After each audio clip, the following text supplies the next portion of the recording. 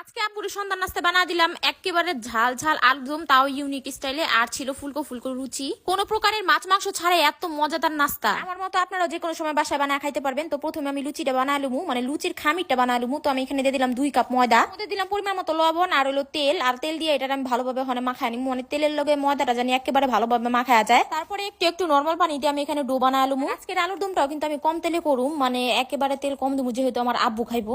ঘরে থাকা ইনগ্রেডিয়েন্টস দিয়ে একেবারে সহজ পদ্ধতিতে আলুরদমটা বানামু। তো আমার ময়দা ডোটা বানানো শেষ, এটার একটু তেল মালিশ করে এখন রেস্টে রেখে দিমু। তো এখন আমি আমার আলুর দমটা বানিয়ে নিব, মানে আমার আলুর দম না, আলুর দম বানামু।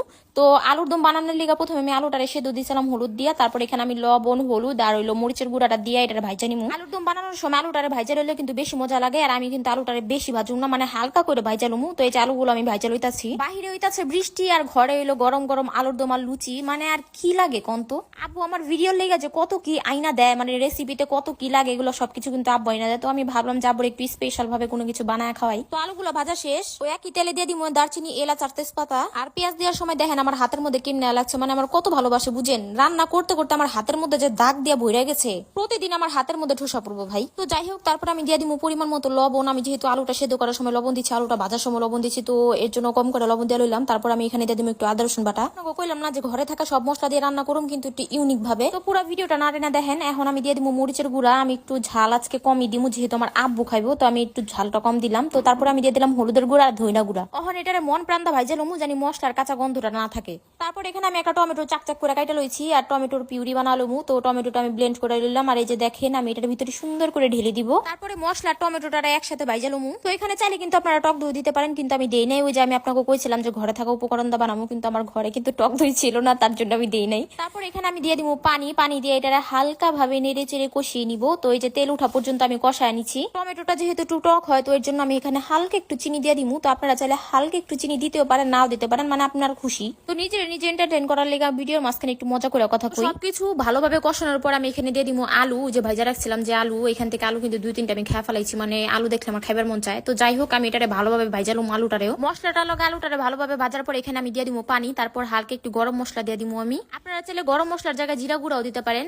তো আমি এখানে গরম মশলাটা দিচ্ছি। তারপর এটা আমি নাইরা নিবো, মানে আপনাকে যতটুকু গ্রেভি দরকার আলুর দমের মধ্যে অতটুকু করে নিবেন। তারপর আমি এখানে দিয়ে দিচ্ছি কাঁচামরিচ। ওখানে আমি ঝোলটারে শুকা আলুমু। এর মাঝখানে আপনাকে একটা কথা কই, আপনার কাছে কার কার আমার ভিডিওগুলো ভালো লাগে অবশ্যই কমেন্ট করে জানাবেন। আমার পেজটা কিন্তু ফলো করে দিবেন। টিকটক থেকে যারা দেখতেছেন তারা কিন্তু আমার পেজটা ফলো করে দিবেন। টিকটক আইডির বাইরে কিন্তু আমার পেজের লিংকটা দেওয়া আছে। তো এই যে আমার আলুর দমটা রান্না করা শেষ, মানে আলুর দমটা রান্না করা শেষ। আর আমি তারপর এখানে দিয়ে দিলাম একটু ধইনা পাতা। আর আপনারা কিন্তু একেবারে শুকনো শুকনো করে ফেলাই নাই, যে আমারটা দেখেন, মানে এরকম থাকলে নামা ফেলাইবেন, কারণ এটা কিন্তু নামাইলে আর একটু শুকনো হইব। ওখানে আলুর দমের ফাইনাল লুকটা দেখেন, মানে কালারটা দেখেন যে কি সুন্দর হইছে। তখন এটা আমি গরম গরম প্লেটে সার্ভ করে লমু। আর আব্বু গেছে নামাজ পড়তে, নামাজ পড়ে আসলে আমি সাথে সাথে গরম গরম লুচি বানায় দিমু।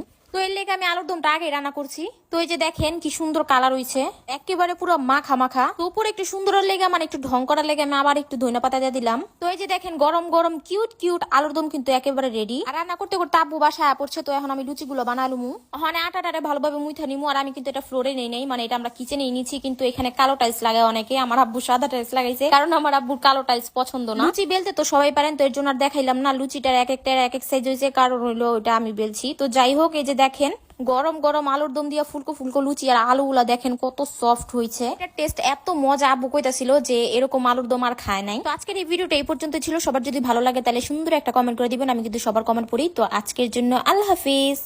ভাবা যায় মাত্র 75 টাকায় ঝরঝরা খিচুড়ি, তার সাথে ডিম ভাজা আর 5 রকমের ভর্তা খাইতে পারবেন, তাও আবার ফ্যানের নিচে। আর হইলো সাথে ডিম ভাজা 5 রকমের ভর্তা, আর কি লাগে গন্ত। আর আমার হাজবেন্ড খিচুড়ি খাইবো না, তো এর লেগা মনে করেন উনার জন্য এই সেট মেনুটা অর্ডার দিছে। তো উনি খাওয়ার আগে আমারে কইলো যে তুমি আগে খায় টেস্ট করো খাবারটা কেমন হয়েছে, যেহেতু আমার বেশি খিদা লাগছে। তো খাওয়ার পরে বুঝলাম খাবারটা কিন্তু মজা, কিন্তু রাইসের কোয়ান্টিটি কিন্তু অনেক কম দিছে। তারপর আমি আমার খিচুড়িতে ফিরাইলাম। আমি উনারে কইলাম যে তোমার সেট মেনু তুমি খাও, আমি আগে খিচুড়ি খেয়ালই। তো খিচুড়ি দিয়া ডিম দিয়া খাইতেছিলাম। আর এটারে খিচুড়ি কইলে ভুল হইবো, এটা মনে করেন আমরা যে খুদের ভাত খাই না, তো খুদের ভাতটারে একটু মনে করেন ভুনা খিচুড়ির মতো আর কি একটু কালার মুলার করে দিচ্ছে। তো খাইতে কিন্তু অনেক মজা। তো আমি মনে করেন 5 রকমের ভর্তা একটু একটু করে মাখা খাইতেছিলাম। এখানে মনে করেন যে আসলে মনে হয় এক ধরনের শুটকি ভর্তা, তারপর হইলো আপনার ওই যে কি কয় ওটার মরিচের ভর্তা, কালো জিরার ভর্তা, আর কি এর ভর্তা ছিল জানি না, কিন্তু ভর্তাগুলো মজা ছিল। মানে খাওয়ানোর সময় তো খেয়াল রাখি কে ভাই, মুখে মজা লাগলেই হইলো। আর আপনারা কিন্তু ডিম ছাড়াও নিবার পারবেন। ওটার দাম আমি ভুলে গেছি, মনে হয় 60 টাকা নাকি কত টাকা জানি, মানে আমার মনে নাই। খাবারটা কিন্তু মজা ছিল অনেক। তো আমার কাছে খাবার মজা লাগলে মনে করেন আমি ফ্রি প্রমোশন এমনি করে দিই। মানে বুঝেন আমার মনটা কত ভালো। ডিম দিয়ে ভর্তা দিয়ে মাখায় খাইতে কিন্তু সেই স্বাদ। আর ভর্তাগুলা কিন্তু দেখলেই বোঝা যেতেছে এটা কিন্তু ব্লেন্ডারে করে নাই, এটা মনে করেন শিল্পাটায় বাইটা তারপরে করছে। ব্লেন্ডারের ভর্তা কিন্তু দেখতে অন্যরকম লাগে, ভর্তা দেখলেই বোঝা যায় যে পানি পানি, ওইটাই মনে করবেন যে ব্লেন্ডারের ভর্তা।